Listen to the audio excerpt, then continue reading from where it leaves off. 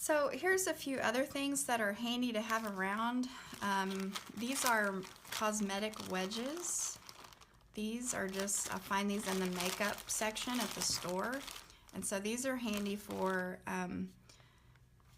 putting the linseed oil directly on the surface of the canvas. And this is a color wheel, which is handy for the color theory course that I'll be teaching next. And so it's good to have one of those around. This is a grayscale and value finder. So this is helpful for holding up next to your paintings or your reference photos, or holding up from a distance in front of your still life to gauge your values. So you can see that this poster board is somewhere between value 1 and 2.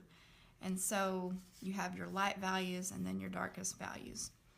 The next thing I have here is a knitting needle, and I use this for holding up from a distance in front of my still life, or a photo that I have clipped up. I can compare angles of lines and edges, and it helps me to see the angles a little bit better to actually hold a stick up. And you can also use a paintbrush, the handle of your paintbrush for that as well. Here's a clip, and I like to keep some of these clips handy for clipping up reference photos near my easel. And so those are some handy things to have around when you are a painter.